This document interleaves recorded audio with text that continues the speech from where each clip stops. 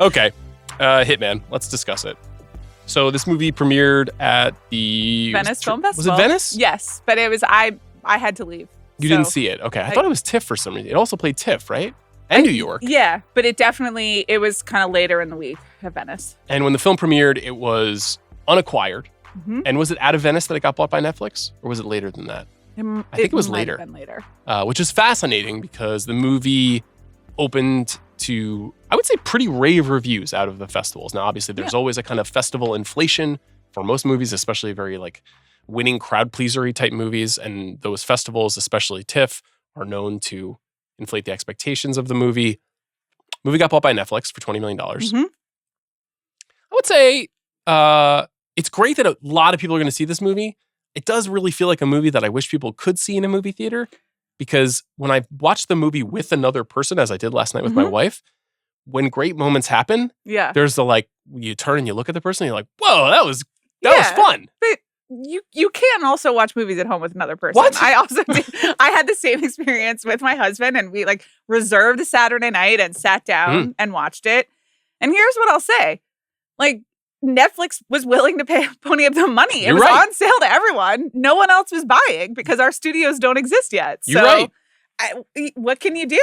How did you and your husband enjoy your date night watching the film Hitman?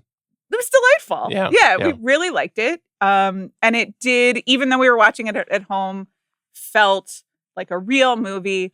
A little bit of like a throwback, like, bigger budget, with a movie star going through some stuff and pulling out all the stops. It was just like a great Saturday night film. And then when I was rewatching it to prepare for this, he was like, "Oh, maybe I'll come watch it again." Watch it again. Yeah, which again is something that you can do on Netflix, but also speaks to the pull of this movie. Yeah, I've actually watched it 3 times now. Not because it's The Godfather, because it's not, and it's not aspiring to be. But boy, is it watchable. Yeah. And it's a movie of great scenes, and movies of great scenes, of course, are very rewatchable. It feels like it is in the mold of the kinds of movies that we talk about all the time that we like so much because of that, because it's very easy to kind of take apart into its component parts.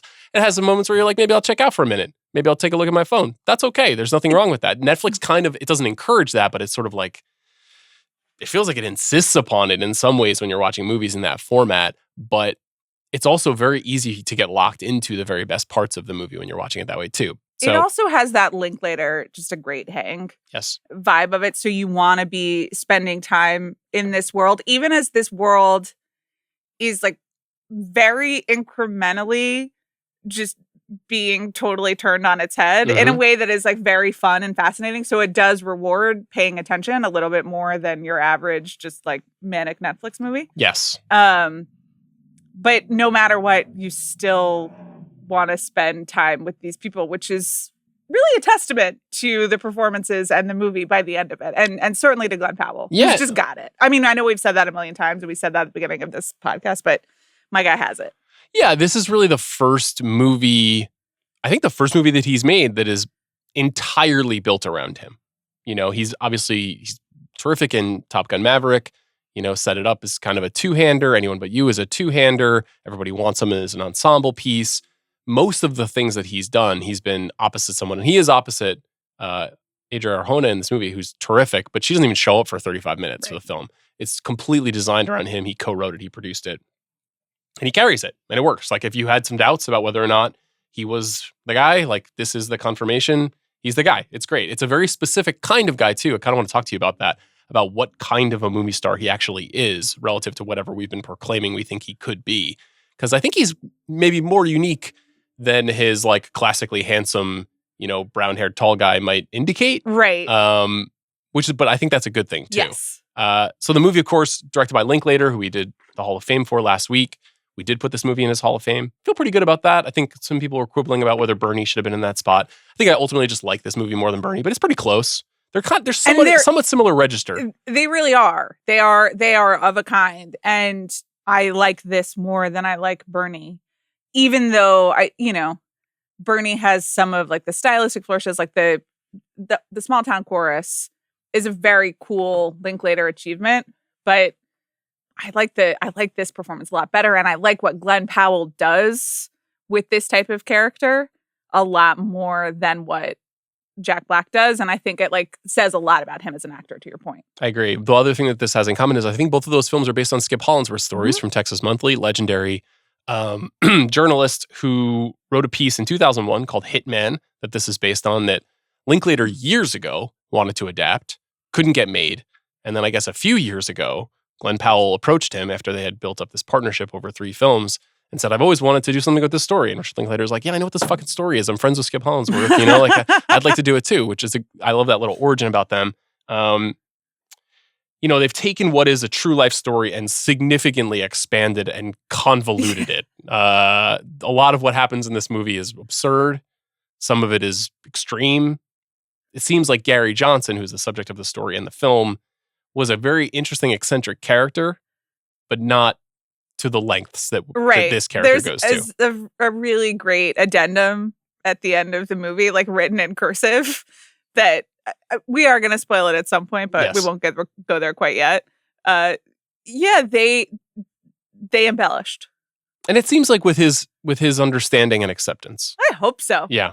Otherwise, it's got to be like really alarming when you sit down in the movie theater to watch that. It would be a weird thing for your great-grandchildren to discover and not realize. So the movie effectively follows a philosophy teacher who moonlights as a part-time staffer with the New Orleans. He's a professor. He's a professor. Yeah. Is he a full-time professor? Yeah, at the University of New Orleans. And he has enough time to moonlight for the NOPD? It sure seems like it. I mean, he starts just as a technician, you know? Mm-hmm. So I don't know how demanding being an undergrad philosophy professor is, respectfully. I've often thought about this. I married into a family of professors. Yeah. And there's a little bit of like, what would you say you do with all this free time going on? Right. I also married into a family of professors. Congratulations to my mother-in-law who just retired. But it's congratulations like to Jane. I didn't know that. Shout out to great. Jane. Yeah. But it was when they're in session, when you're in a semester, you have to be there at like a specific time to teach the classes. There's not like a lot of flexibility, but then the rest of the time it seems like you're researching. Yeah, you know, my father-in-law is a math professor, and he wrote a number of textbooks. That's what he did with his free time. So he's written many textbooks about geometry and algebra and things like that. And I guess when you're a professor, moonlighting for some extra dough is something you need to think about. Yeah. And in this case, Gary Johnson starts working for the cops. Kind of weird. Interesting, nevertheless. You see, in addition to being a person who's interested in the mind and human behavior, he's also somebody who's a little bit of like a tech wonk. And so he gets started building things for them and then ultimately becomes a key participant in is kind of a difficult side business to wrap my head around, which is effectively busting people who are looking to hire murder for hire hitmen. Yeah. I didn't know that this was the sort of thing that police departments were doing. Well, some of it does seem specific to the state of Louisiana and or your local legal rules about entrapment. Yes. Which aren't fully investigated in this movie. Suffice it to say that in the state of Louisiana and New Orleans, for this purpose, the cops are allowed to and regularly set up potential quote-unquote clients of hitmen, people who think they have been connected with a real-life hitman who's going to take care of a problem for them. And then they record the conversation and get enough in order to arrest the person. Right. They have to receive payment and confirm that they want to have someone killed. And like on a recording. They are often not just audio, often also visual recordings of these people in public places, which I'm not an expert and I'm not a legal official, but I don't know if we could do that here in California. How many hitmen have you hired? Well, this is I think like a great part of the voiceover, which starts it. And this movie is like very sly. It starts, you think you're in one kind of movie, and so do the characters even. And then by the end, you're in like 3 different ones. But I love that about this movie. It's so smart and it is so naturally done. But so Glen Powell, as Gary's doing his voiceover, and he's like, "So hitmen don't exist." and I was like, you know what? That's a great magazine lead. I was like, I meant to Google the Skip Hollandsworth article to be like, I hope that was the lead, because frankly, I didn't know that. And it's, and they do a whole thing about how, especially pop culture has led us all, we'd like to believe that there is some magical person out there who can take care of all your problems. But for the most part, you're just getting routed to local law enforcement. Yeah, there's something amazing in terms of Netflix being the home for this movie, the home of so much true crime documentary, so many stories that are telling us these tales of people who've been brought in to do these grisly murders. In addition to being the same studio that hosted The Killer, David Fincher's movie starring Michael Fassbender about an operative like this. And right, but even there, it's like that is part of a secret conglomerate. And a world beyond a world. A world beyond a world, and only like very fancy people have access to it. And this is really feet on the ground, low level, blue collar hitmen for hire. This is a guy asking around at a strip club for a recommendation and then being funneled to the local police. And really to Gary, the Glen Powell's character's like second phone, which is his police phone. Well, he comes into this role because the person who had been operating for the police department, a detective on the force who was acting as this hitman as they were setting up these traps, not entrapment, but traps in New Orleans, was caught on video beating up teenagers. I love this little detail. This movie's not a big fan of police officers. No, it's not. Quite amusingly.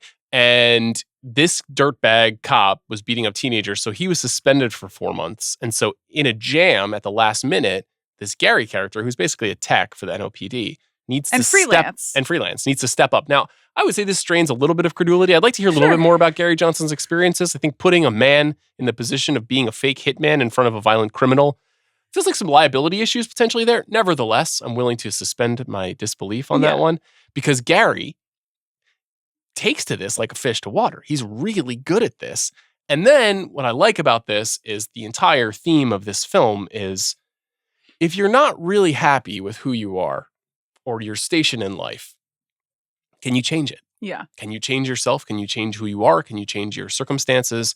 And as a person who is constantly shifting character throughout the film, he gets to confront that question while also acting as a philosophy and psychology professor, where he's also asking those same ideas. Also, can you change it? And also, how much determination do you have over who you are or how much understanding? And can you surprise yourself? And or do you really have any idea what you're going to be up to until you find yourself in this particular position? Yes. Fate versus destiny is an interesting way to think about this. There are other ways to think about it.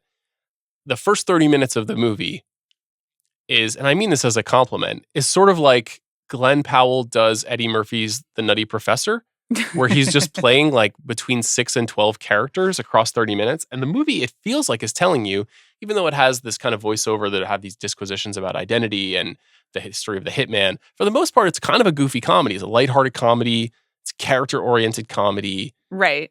You don't really know where the story's going. Like, it's not building towards any narrative momentum. It's actually quite episodic of showing us, potential hitman hirer after hirer. Right. And the Glen Powell character committing fully to the bit of each character. So it is almost like little SNL skits. They're very funny. And Netflix has been using them really well. I mean, here in Los Angeles, like every billboard, bus, our like the local bus stop used to have a picture of a baby that my son liked to visit is now an advertisement for one of Glen Powell's hitmen. Oh, that's like the poster that mom likes to visit now.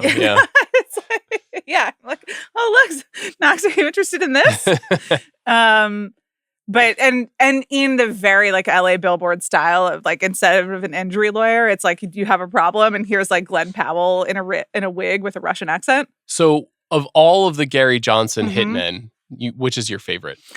I really enjoyed the American Psycho. That's my favorite. Yeah, that's very funny. And they don't even, it's just like a visual cue. You like notice it immediately or you don't, but it's spot on. And I was like, oh, interesting. Glen Powell could do that. Yes, the non-acknowledgement of the inspiration. If you had seen him at home watching American Psycho, you wouldn't feel as good about that joke as when you hear his voice and you're like, huh, okay. But he's just suited up with the exact tie, the tie clip, the hair is back to so. I also like the mostly silent Glen Powell with a lot of freckles Mm. and the sort of like camel hair coat zipped all the way up. And he has like a little page boy bob that's like very This is groomed later in the back. film. Later when in the he's film, outside yeah. the oil rig. Yeah, Yes. you know who I'm talking about. Yes. But it's just very visually funny. Yeah. He seems to be having a blast. He has said that he did not reveal any of those characters to Richard Linklater before they started shooting. So he would show up on set in full costume and ready to do a voice or have mannerisms, and he was surprising Linklater every time. Which seems pretty risky. I would say that this stuff in this movie is very fun, but very broad. And very like to the point of goofiness in a way that is not necessarily out of place in a Linklater movie, but is ultimately not what it really kind of wrongfoots you for at least wrongfooted me for what kind of movie I thought this was going to be. And I would say I was a little like dubious of it, honestly, through the first 30 minutes. It's fun, but I was like, I thought this was going to be something different. And maybe that's just me reacting to the pre-release hype. And then the second act starts. Well, then Ron shows up. Right. So one of his characters is Ron, who just turns out to be the hottest person alive. And it's really funny because as the movie goes on and he's alternating between Gary and this Ron character that he's inventing and is happening, it really is just like a little bit of hair pomade and the right fitted shirt and like a pendant necklace. Yep. But it is... Are you saying there's a Ron inside us all? Wouldn't that be nice? This is something I talked about with my wife last night. So Glen Powell, the way he's framed originally in the film when he's playing Gary, his hair is floppier. He's kind of in his face a little bit. He's wearing glasses. He's very poorly dressed.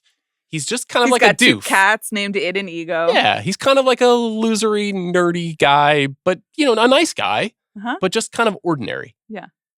And in seemingly the span of like 4 minutes, he transforms into a credible Tom Cruise-esque movie star hitman. Well, but he has all of those like in-betweens where he's inventing all these people, and the character is like takes to it very quickly. There's this one the first scene, his first hitman scene, he gets thrown in because Jasper, the old guy, finally gets suspended. Yep. And you kind of see something click on in his face. First, he has to trade pants. He's wearing jorts.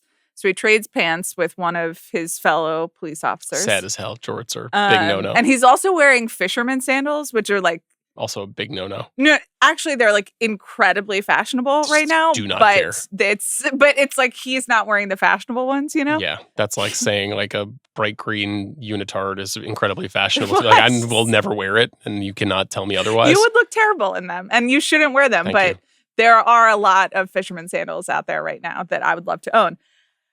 So he changes clothes, he changes pants in the parking lot and sits down, and it's like this part of him that he didn't know was there and that certainly no one else listening knew was there jumps out. And then pretty quickly he's just like Googling like, how to do a fake beard with makeup and how to do a Russian accent, and is like, this is a person who definitely, once it's unlocked, like throws himself into the character work pretty quickly. So you know that like something's going on there. Yeah, well, there's a critical scene in the first stages of the movie where he meets up with his ex-wife who's pregnant, and they've remained friends, and they have this conversation that's kind of casual in the college square. Right. Did Eileen clock who this actress is, by the way? She's from Younger, I think she said. Yes, her name is Molly Bernard, and she plays like a publicist, just like incredibly over the top. Big personality. Okay. So it was like very confusing to see her in the like rational therapist. It like took me a minute to place her. She's very good. She is very good. She is sort of confronting the Gary character about the stagnation of his life. The fact that he lives with these 2 cats. He's not really moving forward in any way. His ex-wife is now pregnant and on to the next phase of her life. And she starts asking him about like how he's going to fix things. And she's like, I think you should see someone. He says, you mean a therapist? She says, no, I mean a woman. But then, it becomes clear that he's using these hitmen personas to work through some questions of identity and who he's going to be in the future. Right. And then he gets a new assignment. He discovers who the potential client is going to be. And he comes up with Ron. Yeah. You think if you had Ron in you, that might be one of the first places you go? But it's like, he does very specifically go through her Instagram and Facebook page. And he's at like, great this length. girl is a And smoke he's show. like, I need this to girl tap is Ron. one of the most beautiful women I've seen on screen in some time, which is how I feel about Adria Arjona. And have since I watched the Father of the Bride remake. But it's like game recognizes game. Yeah. And then suddenly Ron is unlocked. Some of us have been here since Six Underground and Triple Frontier, just on the Adria Arjona. Oh yeah, yes. Okay. Yeah. She's been doing good work for a long time. Mhm. This is a bit of a breakthrough though, because they have this meeting and something funny happens, which is that Ron effectively, after a bit of flirting Mhm. and some natural chemistry between them, encourages her to back out of the deal. And she is also in this. It's a sad story. Everyone Yes. else, who is trying to hire the hitman, does he go by Ron for all the other names, or we only know the names of Ron? Ron Burgundy for all the other Okay. names. Yeah. Well, all the other people who meet with his various hitmen are also comedic in their own way and what they're asking for. Yes. And and the situations and also their understanding of what's going to happen versus what does actually happen, which is them with a mugshot. So she's presented very sympathetically and is just like clearly in a, at best, controlling, worst abusive marriage. There's a suggestion that there's domestic violence in Yeah. the house. She's made, as he looks at her history, he sees that there's been domestic disturbance calls. So She says that he doesn't let her work. She asks for some of his pie because her husband has her on a diet. And also the pie is just that the pie is the signal for every hitman encounter. The person is supposed to say, is that pie good? And then Glen Powell says all pie is good, which is true. And I enjoyed that detail. how is Zach's diet going? You've been keeping him on that? Is everything, he's eating well? Does he get to eat pie? Yeah, but this is the thing, is that like he doesn't really like dessert. That's true. So, I know. and I love it. Careful but, reveling this. Yeah, this is I think controversial take from Zach. it's My it's brother, okay. who I'm having dinner with tonight. Maybe I'll force feed him some How pie. does it Yeah. What's that?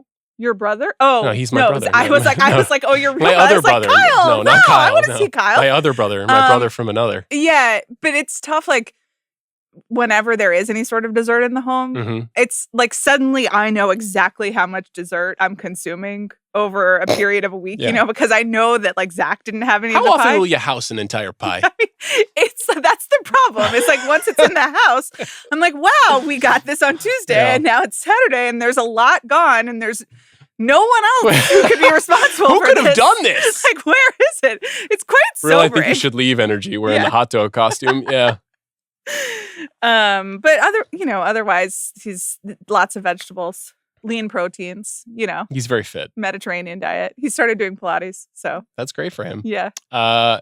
Anyhow, it becomes clear that this woman, Madison, and Ron have a chemistry. He encourages her not to go ahead with this decision to have her husband murdered. The force looks down upon this decision because that's not something hitmen are supposed to do. because they're listening and watching, and they're like, "What are you doing?" Yes, particularly Jasper, who is the suspended police officer who's come back to work, but is now observing and not participating in some of these acts because they don't want him to be public facing after his incident beating up teenagers. Right. And a bit of a 9 million people have watched the video. yes, The police yes. chief shares with us. Bit of a red flag there on Yeah. Ron's part, though, or Gary's, I should say. Although we do learn that Retta and Sanjay Rao, who play his kind of co-conspirators in this NOPD work, they also really respond to Ron. Yeah. We all want to fuck Ron. That's really what this movie is about. We all want to fuck Glen Powell. Like every Glen Powell movie now is kind of like, I want to Yeah. fuck that guy, but that's movie stardom. Yeah. And I respect it. I think you know what? And if you can write that character for yourself, all the better. Madison clearly also wants to fuck Right. Ron, and she texts him. She invites him to the dog rescue fair that she's sponsoring. Yeah. You sponsor one of those. What are they like? I do think that if you're going to acquire a dog, rescue is a great way to go. Okay. And then I just hope you're prepared to take care of your dog Okay. and not leave it outside barking all the time or running up and attacking me. see. Those are my hopes. Not a dog person. I'm not a dog owner person. I actually really like dogs, and I think most dog owners are irresponsible maniacs. Interesting. That's So- another pod. Anyhow, It's not the dog's fault. It's the dog owner who's just not taking responsibility. well, the dogs in this film don't have owners, which is what makes this such a sweet scene. And they The chemistry is clear between Madison and Ron. And then he goes off and plays football with a bunch of kids. So. Right. Also, I mean, come on. God, fall in love with me, please. Just fall. I'm good with kids. It's just like, I've got a good is arm. Also like a real Tom Cruise playbook. He's like cuddling a puppy and then he turns around and then just launches it. Yeah. But Glenn, Glenn is from Texas. He's an athlete. You works. can tell. It's great. Yeah. It's good stuff. I mean, it's and all that stuff. It's cliche in the way that you want it to be. And the movie for the next 30 minutes or so becomes this, I would say, ultimately steamy romance. Like it is really, it shifts its tone pretty significantly and becomes focused on Madison and Ron falling in love and then trying to keep secret their love affair because she wants to get a divorce. She wants to hide from her ex. He, of course, doesn't want to reveal his real identity. Right. To her or to his employers because he's now dating the woman that he saved from arrest. So she's clearly not ideal. She's turned on by the fact that he's killed people. Yeah. In fact, she has a lot of questions. She's inquiring. She's interested. Is that appealing to you? Oh, someone that kills people? Yeah. No. Not even a little bit. No, I don't. What about the mechanics of it? Because she has some questions about how it works. Right. Where should I shoot? And this becomes, the first time I watched this, I didn't pick up on this. But then as you're watching the movie, you're like, she's asking a lot of these questions for a reason. Yeah, and they're all they're in a bathtub while she's asking it. So, it becomes foreplay. Yeah. I think a spy, I would have a ton of questions about logistics, secrets, like, does all of this really exist? Was John Le Carre right? Like, how do you do it? Like, tradecraft. Mm-hmm. The actual just like a hitman who's just waiting to shoot someone. I guess you would be interested in logistics, but I'm not really a true crime person, And it does seem to me more an indication of like psychopathy than, sexual prowess, just personally. Interesting thought. Haven't really considered it. Okay. I've not murdered anyone yet. I think that this part of the movie is where the movie comes alive for me. I'm in the bag for Adria Arjona. Who is I don't know. I mean, this is kind of an important one, I think, for her going to the next phase. But they are very, very good together, and you believe the sexual chemistry between them for sure, and that's a big part of this part of the movie. And then at a certain point, as they're out one night, they encounter Jasper, who is already frustrated by. Well, actually, you're right. They encounter her ex-husband first, have a bit of a face-off. Right. That sets a series of events off into motion. Then in the same night, they encounter Jasper. Because, movies do sometimes rely on coincidences. Yes. At the local Frosty Freeze, whatever it's called. I think Frosty Top. I mean, I need one of those on every corner. I enjoy them as well. Foster's Freeze, that's your brand, right? Yeah. I mean, that's what we have here. And there's one in my neighborhood, one near Salazar, my son's favorite restaurant in Los Angeles. So I go there a lot. I recently got the chocolate dipped cone, and the chocolate was like a little thicker than I wanted it to be. That would be my one Foster's Freeze note. What are you talking about? I just, I should have gone with like the Blizzard, the twisty type thing. I know next time. Thanks for sharing that. I think at the Frosty Top in the film, they're sharing an ice cream. Yeah, a banana split. Maybe? That sounds right. Do you like a banana split? I do like a banana split. Okay. Jasper shows up. He's in so there. He's getting still some eat ice cream. I think I have a lactose intolerance. I haven't been tested for that. I do think that as well, based on how you yell about how dairy is evil all the time. Yeah, I mean, I think ice cream is delicious. Have you considered that maybe it doesn't feel good? I have no philosophical quarrel with ice cream. No, I know. Remember the time when you just ate the scoop of ice cream in front of all five of us? Like it was no problem. Yeah, you know why? It was my birthday. Yeah. And it wasn't your birthday. Never forget. It actually was like 2 days later, but that's fine. I would have happily driven to wherever you wanted to go, and I would have watched you eat ice cream. But unfortunately for you, you had to watch me. Jasper's suspicious, curious. Now, Austin Emilio plays Jasper. I'd like to draw attention to him. I first saw him in Everybody Wants Some. He's a fucking genius. He's a genius in this movie. He's the superpower of the movie. And he is someone who can play both broad and sly. And that's ultimately the kind of movie that this is. This is a broad comedy, and it's also a sly noir. And him seeing Madison and Ron together, or Madison and Gary, as it were, gets his wheels turning a little bit because he's looking for a way back into the force. And that really sets off like the chain of events for what happens next. Well, sort of. One other thing happens. Yes. So if you don't feel like you've been spoiled already, we're now going to officially spoil the final 30 minutes of this movie, which is that it becomes clear at a meeting of the detectives working on these cases that after a meeting between Madison's ex-husband and Ron to potentially kill Madison, after that meeting, Madison's ex-husband has killed himself in a reported drug deal. Right. When in fact, it's fucking Madison, right, who's been getting all this info from this hitman, has killed him and moved the body the way that he has trained her to insinuate that this is a drug deal gone wrong. Yeah. Everything's gone awry in this world. But the scene where she reveals that to him and then he reveals that he's not a hitman. Second best scene in the movie. Is a very, very delightful scene because she's not even... He comes to check on her, but he knows that Jasper is like sort of on his case already. And he's like, have you figured things out? Are you okay? What have you heard? Trying to feel her out. And then she like very sheepishly confesses because she thinks that she is confessing to a guy who does this all the time. And with someone that she's going to be with for a long time. Yeah. And also she thought that she was in danger. She was like, you said he was going to come and kill me. So I went to kill him. Mm-hmm. And then Glen Powell has like a really great, just like, I'm not a hitman. I've never done this before. He goes from Ron to Gary in real time. And it's great. Really special. Very, very funny, very fun.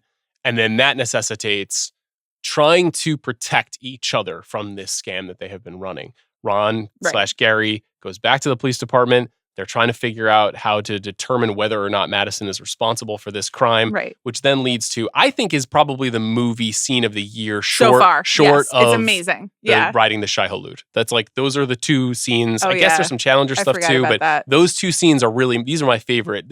And when I was watching the movie, I was like, this is a fun movie. And then when this scene comes, I was like, this is a great movie. Yeah, they did it. Yeah. And it's a scene where effectively Jasper joins Ron on a trip to go visit Madison at her home. They all do. They all do. To interrogate her in real time to get to the bottom of whether or not she could be responsible for the murder. Which, I mean, again, just like does not seem like great police work, but part of the knowing joke of this movie is that they're not very good. Not good at cops. They're not good at being cops. And so he goes to her front door and he has to get her to play along with their ruse inside of a ruse. And so he does that with something that we always say most modern filmmakers don't use. Yeah. Because they don't want to make contemporary movies because they don't want to deal with cell phones. This is the first time in a while where I thought, what a great use of a cell phone in a movie. It was perfect. So it's a Notes app.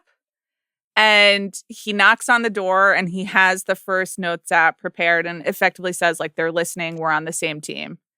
And he keeps prompting her. And so he's prompting her, like, with the Notes app and the things he really wants to say to her. And then they're both doing a performance for the team that's listening.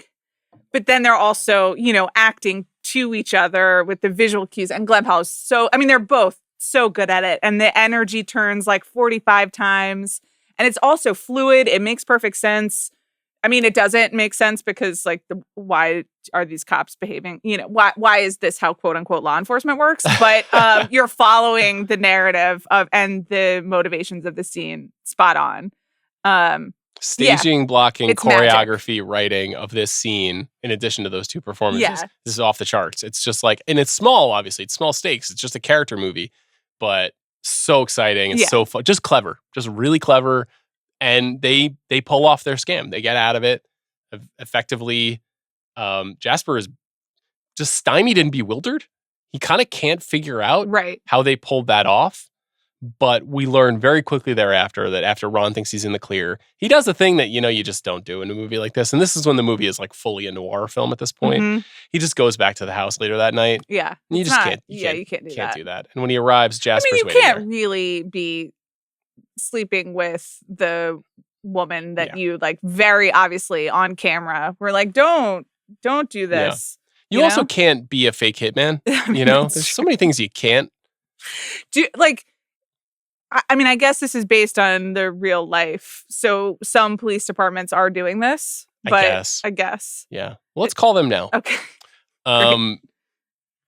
This leads essentially to the last scene of the movie before a kind of epilogue. Right. Where Jasper has caught them.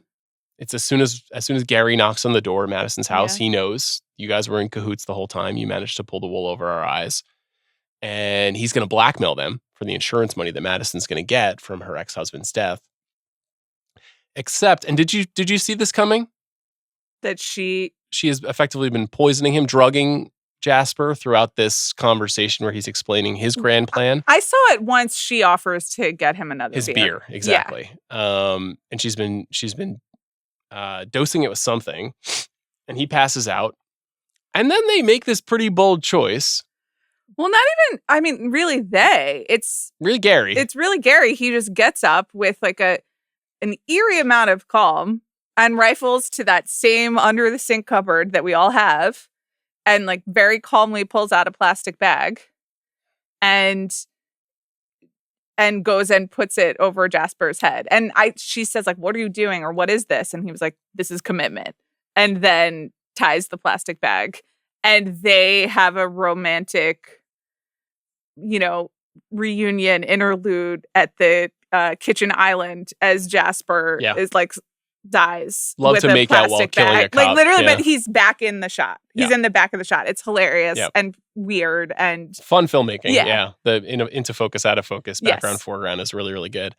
So they killed this cop, made it look like a suicide. Yeah. And then hard cut, we get one sequence where he's teaching his class again, which is something that is sort of interspersed throughout the film, is him delivering these kind of disquisitions about ideas of identity and whether or not we have the ability to control who we are in the world. Funny moment right at the end of that that's in the previous scene where like the two co-eds realize that their professor is hot. Because he's channeling more Ron than Gary in that sequence, which I thought was a fun little note. And then we cut away to like basically happily ever after. So I wanted to talk to you about the happily ever after part. They are married. They have 2 children. Yeah. They're class parents. Gary is still birding, teaching his daughter about birds. He's probably found a kind of equilibrium between Gary and Ron. Right. They are murderers. Yeah. Well, it's true. And the first time I watched it, I was like, I was surprised throughout. And the whole time, that phone scene is so exhilarating. And then the last scene is both so matter of fact and also like, wait, what's jarring? What's going on? Yeah. And then the epilogue, you're like, oh, okay. But I like that they play it really straight. I like that because they do. It is like it is presented to you as happily ever after. And then it's on you to be like, okay, but wait a second, you're all murderers. There's this funny moment where Madison is talking to a parent or a teacher at the class. Yeah. And the teacher says, "Thanks so much for stepping up. Jane bailed on me at the last minute. I could literally strangle her." Right. And then there's a cut and the camera holds on Madison's face where she's realizing that, she has asphyxiated a person. Sure, yeah. And also murdered her husband. Right. And so, she does have to live with the fact that they've murdered them, but also they have the 2.4 kids in the cool house in New Orleans, the movie does know. It's not definitely. It wants you to do the work, which is I think like a very good, cool choice of you just being like, huh, okay. Rather than, and this is when I was thinking about Bernie, where like Jack Black is like really amping up the fact that he's like, I'm the nice guy, but also I'm capable of horrible things. And isn't that funny and strange? And like, shouldn't we all spend a lot of time being like, huh, this is fascinating. And this is just this is so straight to the point of like, this is what they did. And now they're fine. And how do you feel about that? One thing I like about it, obviously this is not something that Gary Johnson in real life actually did, but yeah, so that's the thing. The asterisk is like, there were no murders. Yes. He was just an eccentric guy who did work for the police department in this capacity. But the movie identifies something that a lot of true crime identifies in a much different tone, which is that like murderers go home to their families and have a nice dinner. Yeah. That happens all the time. Yeah. And sometimes they live with terrible crimes for years and years and years, and they otherwise seem like super nice people. Great little evocation of that. I'm curious to see how audiences react to this. Maybe they'll be like, yeah, I was rooting for those guys. But then when you really unwind it, you're like, I was a little maybe surprised don't shoot at your first. I was ex-husband. like, huh, really? And then the more I thought about it, the more I was like, wow, that's bold and kind of funny. And I agree. I'm glad that they didn't do some sort of heavy-handed, I don't know, whether it's like some big speech or act of contrition, or even something even more winking, because that is what's funny about it, is that it's not even that winking. I guess there's that last moment where the little kid is like, how'd you two meet? And they're like, but they don't milk a place it. called the Please You Cafe. Yeah. So what do you think about Nietzsche's proclamation to live dangerously? Is it correct? Because, Gary suggests that this is a pertinent idea at the beginning of the film. Right. And then at the end, he gives, in that little epilogue, he gives the speech about how I used to think that, truth and reality were objective. And now it's all like an amalgamation, which obviously serves his current his moral relativism. Sure. Yes. Yeah, exactly. Whatever you need to get through the day, I guess. But what do you believe? What do I believe about living dangerously? Are you the author of your own fate? I don't know. Am I? By asking me that question, you're confirming that you're not. You could draw. Don't you think I am, sort of? I think you have assumed a persona that announces that you are, while also realizing that there are things that are out of your control. Yeah, but the things that are out of my control, I really try not to have much to do with. I do feel like For example, the presidential election. What am I going to fucking do? Yeah. Honestly, I vote in California. Yeah. What the fuck do I get to do? You got to build back better. That's what you got to do. I mean, I know, but do I feel great about it? I don't know. I can't say. Is life a performance? Wait. Just one more thing. Who is it? Is it Zachary Levi, who is in Harold and the Purple Crayon and is also a big RFK Jr. guy? I'm just looking forward to that episode of JMO. Is he an RFK Jr. guy? I saw that on Twitter last night. So that is just going to be a very special time for us. Well, we'll have to review his work more closely and see if we can see some of those ideas are crossing over into the Shazam films in any way. Is life a performance? That's something this movie is very interested in, which I think is a good idea. What does it mean to accept someone else's flaws? I like that part of this too. I do too. It is not always knowing in this movie, which I think is very true to life. It's just kind of like, oh, okay, well, now here we are, and we're going to find a way to make this work. This has a great version of it though, where it's like, what if you met a baddie, but she was just killing guys? How would you feel about that? Would it be okay? Would you be able to get through it? So Glen Powell, I think, stands to benefit greatly from this movie.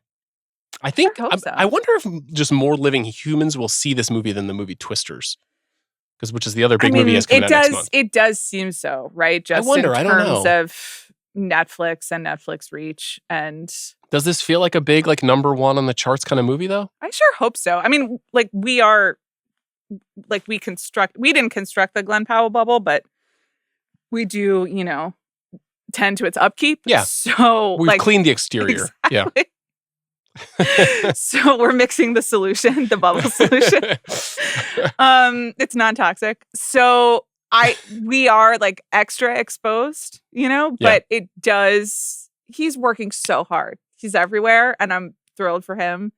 And people do seem aware of that, at least outside the bubble. And people can turn it on Netflix. It really is that simple. So I really think it should have come out last weekend on Netflix. Sure. There really was just nothing on the board. I know it's easy to say now. Yeah. And I know it was released in theaters prior to this in a small number of theaters, but it is going up against the new Bad Boys movie. Right. The Watchers is also coming out. There are a couple of wide release films that it's theoretically competing against, but it is an interesting test. I mean, in the run of our schedule, I was like, we're doing Hitman first. Mm-hmm. We're doing Bad Boys 4 second. Yeah. Which is helpful because I haven't seen it yet. Well, same. But I think do you want to go tomorrow? We can talk about this later. I'm already going. What time? I'll see you at the Burbank 16. What the fuck? Why I text you and I'm like, here's my plan. and you just do your own thing. That's right. I am the author of my own fate. See, I've brought it around. Adria Arjona, will she get a bump? I hope so. She's also dating Jason Momoa, who hard launched her like 2 weeks ago, which is that's really great boyfriend behavior. Big W. Yeah, thank you to Jason Momoa for Lisa that. Bonet to Adria Arjona. He's got it, is apparently what we're learning. We salute you, sir. Congratulations. Austin Emilio, I hope he gets a lot of work. I do as well. He's funny. He's great. Any other thoughts on this movie? I hope people watch it. Me too. I think they will. Yeah. I think that they will. I hope you watched it before you made it to this part of the podcast. Tell your friends about it. Yeah. Thanks to our producer, Bobby Wagner. Thanks to Alea Veneris. Thanks to Jack Sanders. We're covering Bad Boys, Ride or Die, and Ashana Shyamalan's debut feature, The Watchers. You feeling excited about those? I am. So have you seen The Watchers yet? Okay, so you're doing a doubleheader tomorrow. Not a doubleheader, a tripleheader. A third film that cannot be revealed. Oh. But please join me. Well, you're going all the way to Burbank? All the way to Burbank? I mean, Pasadena's right there. And they've got so many lunch options for us. I've already acquired the tickets. I guess I could disaquire them. we can figure it out. But I'm just saying. What do you think is going to be better, Bad Boys 4 or The Watchers? I support director daughters and daughter directors. Yes, you certainly do. I have hopes for The Watchers. Okay, intriguing. I Well, if you want to find out which movie is enjoyed more, tune in next week. We'll see you then.